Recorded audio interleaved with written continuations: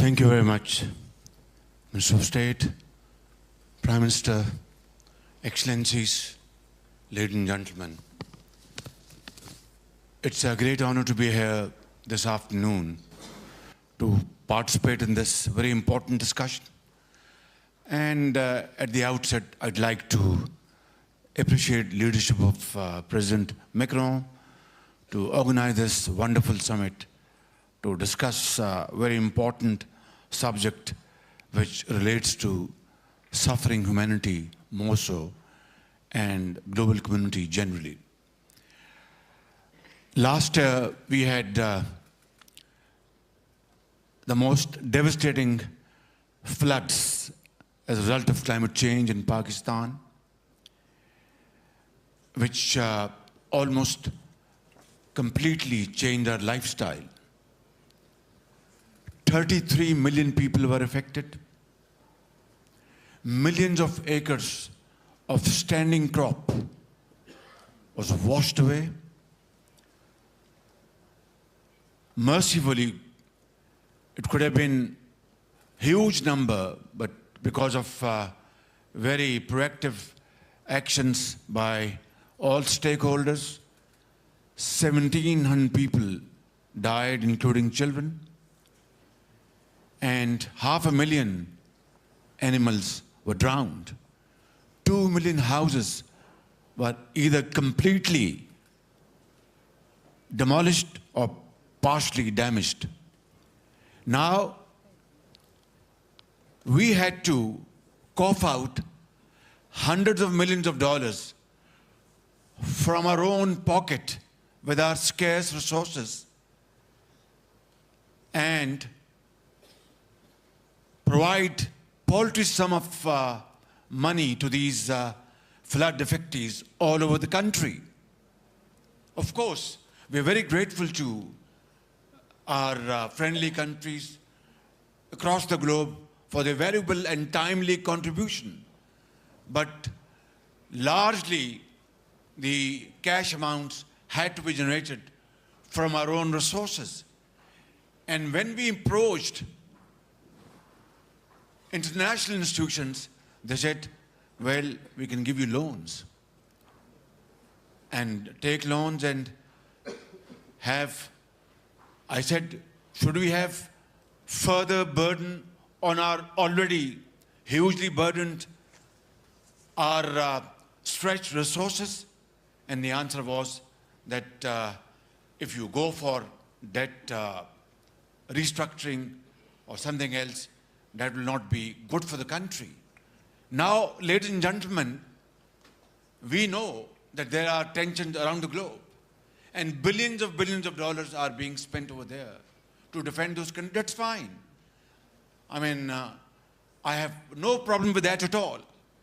But when it comes to the question of saving suffering humanity, I can tell you, my friend, very dear friend, Secretary General of the United Nations was with me, and I took him to the hinterland of Pakistan where floods had absolutely drowned cities after cities. And in those camps, thousands of women were giving birth to children day in and day out. And far-flung areas where you had to provide medicine, food, water.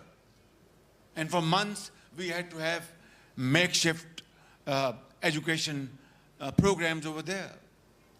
What I'm saying is, this is not fair. That on one hand, you are ready to provide everything for defense of a country or countries. That is perfectly okay. But when it comes to the question of saving thousands and thousands of people from dying, then you have to borrow money at a very high cost. Then you have to go and beg and borrow and further deteriorate your already very precarious financial situation. Ladies and gentlemen, I'm not here to moan and cry and shed tears.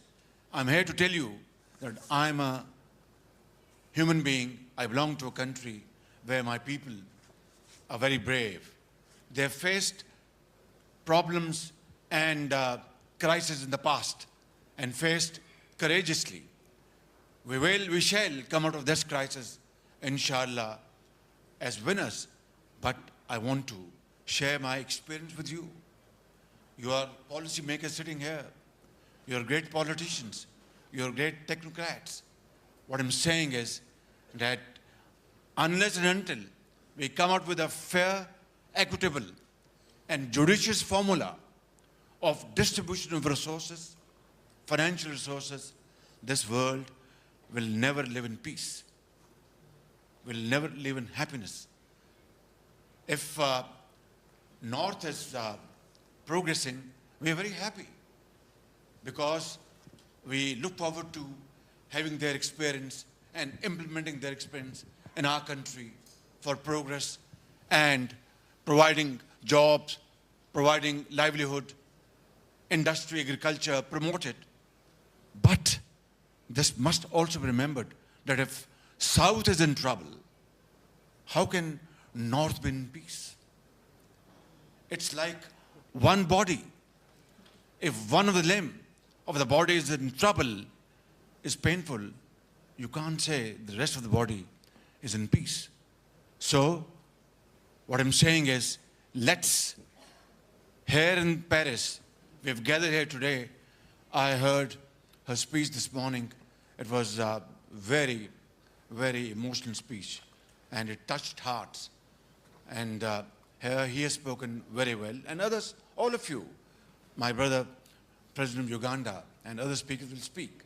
Let me say, without any fear of contradiction, unless we come forward in generous terms to provide an opportunity and a system and a mechanism which will satisfy the most vulnerable at bare minimum and which will create harmony in terms of economic justice and fairness, this world shall always be in trouble. And my concluding remark would be, it's never too late. Let's stand up and say no to injustice. Thank you very much.